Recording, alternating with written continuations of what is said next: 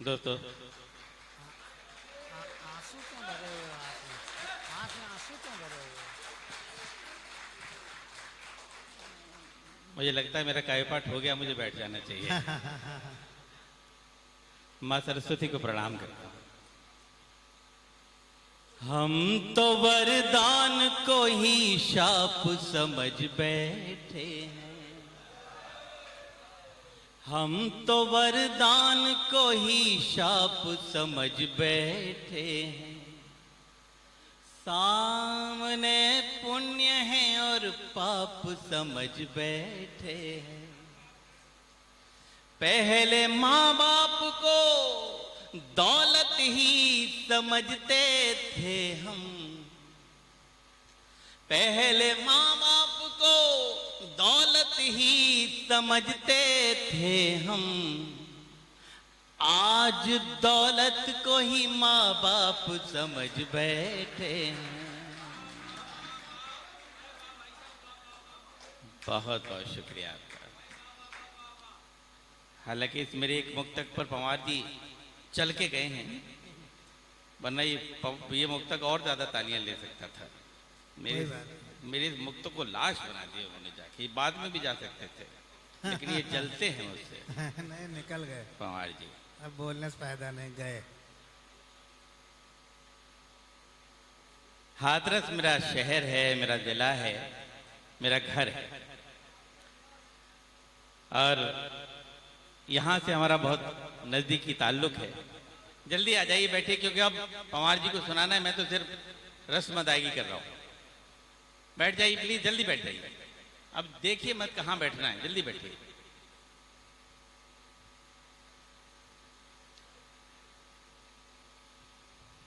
प्रिय हिमांशु यहाँ बैठे हैं, दैनिक जागरण के ब्यूरो चीफ हैं, हमारे शहर के दामाद हैं, इसलिए बड़े प्रणब में हमारे लिए। हाँ बिल्कुल, हमारे शहर के दामाद हैं।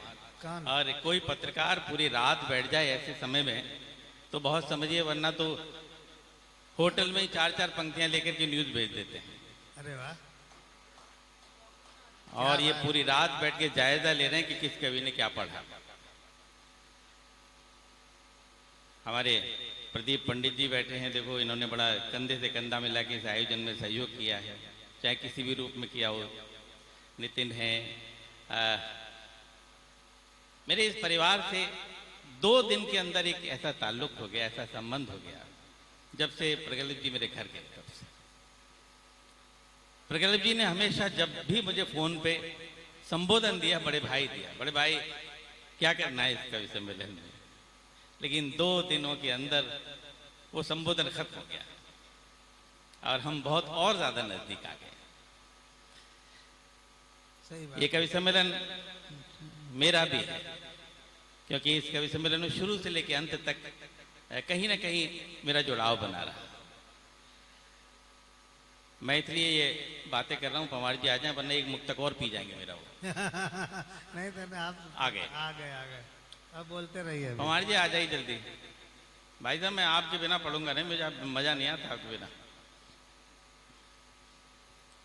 और आप जब पढ़ोगे तो मैं जाऊंगा बाहर।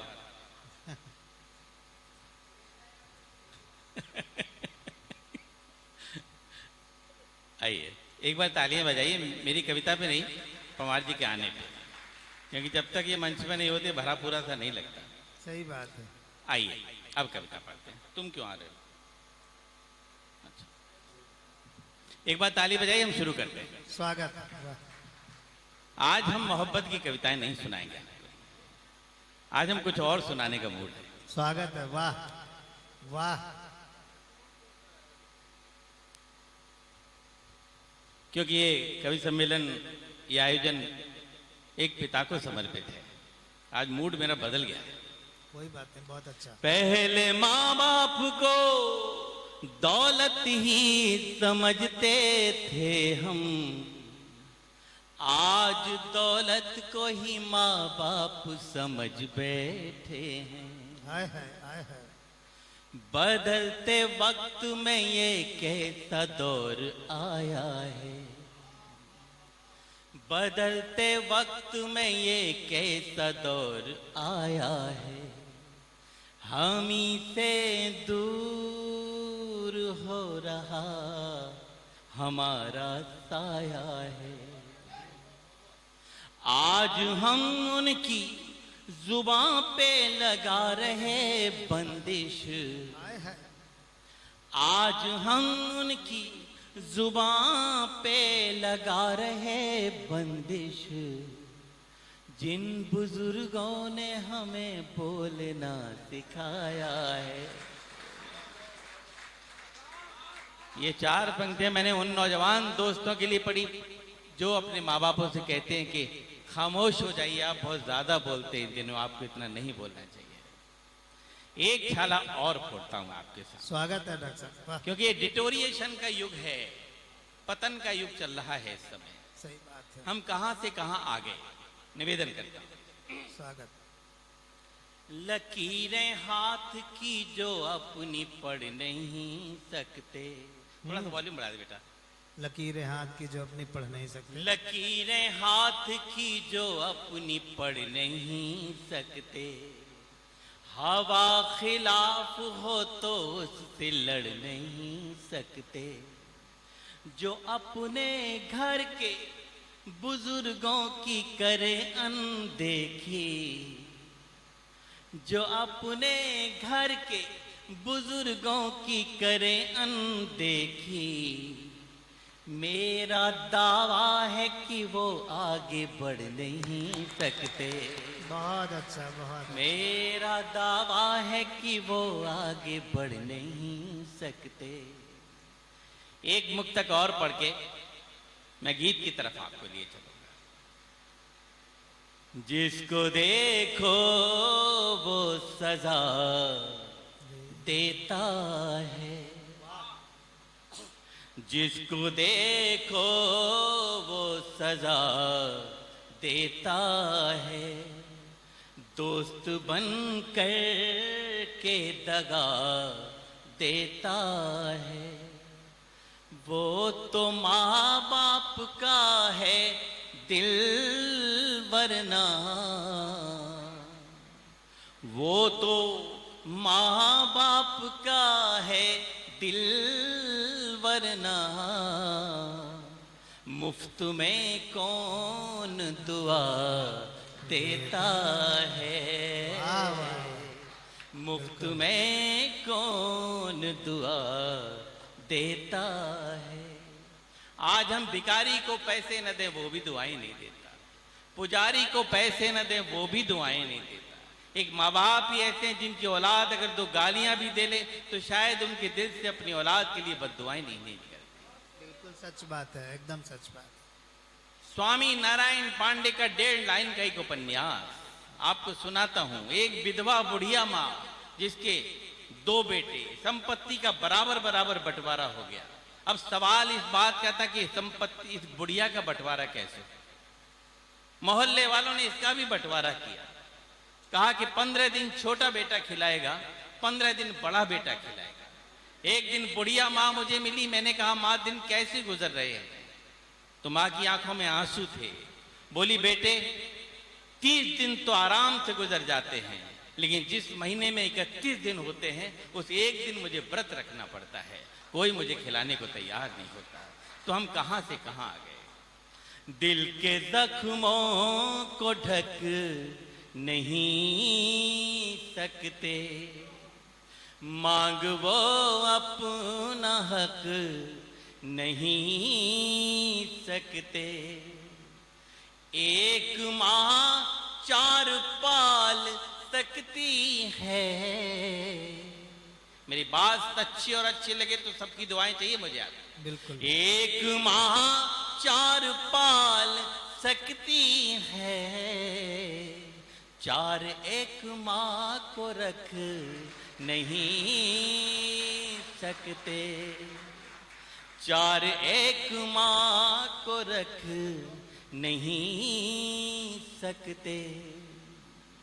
आज तेज नारायण ने एक बात कह के थ्रिल कर दी पूरी महफिल। कहा कि पुत्रों को तो पिता को याद करते बहुत देखा है, लेकिन वो पिता धन्य हो जाते हैं जिनकी बहुएं उन्हें याद करती हैं। सच बात है। वो भी भर गई, मैं भी भर गया यहाँ बैठे गए। मेरा गला भर गया था उस वक्त जब उन्होंने ये बात कही थी। जो मेरे नौजवान दोस्त अपने माँ बापों से कहते हैं कि आपने हमें पैदा किया, पाला, पढ़ाया, कोई बड़ा काम नहीं किया, ये सब आपका दायित्व बनता है। लेकिन मैं आपको बता दूं, उन नौजवान बच्चों से ये कहना चाहता हूं, अगर ये उनका दायित्व बनता है तो आपकी भी कोई ड्यूटी बनती है। ये दुनिया की साइकिल है, चक्र है। हम जहां से चले हैं वहीं हमको एक न एक दिन लौट के आना है। सब कुछ यही है, कहीं बादलों के पार कुछ भी नहीं है। जिनको कहता है तू अभागे हैं, वाह, जिनको कहता है तू अभागे हैं, तेरी नींदों के लिए जागे हैं। वाह, वाह, वाह। इतना मद में क्यों चूर होता है, इतना मद में क्यों चूर होता है, तेरे बेटे भी तेरे आगे हैं। वाह, वाह, वाह। तेरे बेटे भी तेरे आगे हैं। वाह। आइए 2 ढाई 3 साढ़े 3 मिनट का एक छोटा सा गीत आपके बीच में। स्वागत है डॉक्टर साहब। वाह, वाह, वाह। जब प्रीति जी घर गई थी तो उन्होंने कहा कि मेरे पापा ने मुझे कभी नहीं रोका पढ़ाई के लिए, नौकरी के लिए भी नहीं रोका। लोगों ने कभी विरोध किया तो सोचिए वो कितना मोहब्बत करते होंगे इनसे। बस उसी मोहब्बत पे गीत आपको सुना। स्वागत है डॉक्टर साहब। वाह, वाह। दिल की जमी पर जब फसल यादों की बोगे, हाय हाय हाय हाय। मेरे हाय, साथ रहिएगा। हाय हाय हाय हाय। दिल की जमी पर जब फसल यादों की बोगे, जिससे जितना प्यार करोगे उतना रोगे।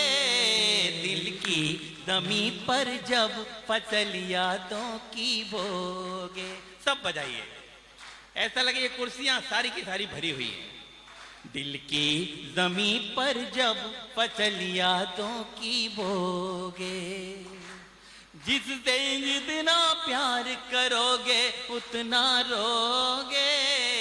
दिल की जमी पर जब फसल यादों की बोगे। Thank you.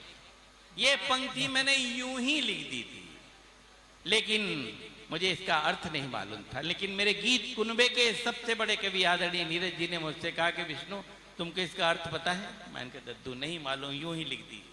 तो उन्होंने कहा कि इस पूरी की पूरी पंक्ति में गीता का तर्जुमा है, अनुवाद है। इसमें लिखा है कि आप जीवन में सबसे ज्यादा जिससे मोहब्बत करेंगे, चाहे वो आपका बेटा हो, बेटी हो, पत्नी हो, प्रेमिका हो, दोस्त हो, भाई हो, आप जीवन में सबसे ज्यादा जिससे मोहब्बत करेंगे, एक न एक दिन आपका दिल तोड़कर, आपको छोड़कर आपकी आंखों में आंसू आंख देके जरूर जाएगा। जिससे जितना प्यार करोगे उतना रोगे। दिल की जमी पर जब फसल यादों की बोगे। अब बंद सुनिए कि कैसा होता दर्द टूटने का, डाली से पूछो। एक एक पंक्ति पे ध्यान चाहिए मुझे। कैसा होता दर्द टूटने का, डाली से पूछो। पतझड़ आने की पीड़ा तुम हरियाली से पूछो। आहा। एक कली खिलने से पहले कोई तोड़ ले जाए, क्यों गुमसुम सा हो जाता है उस माली से पूछो।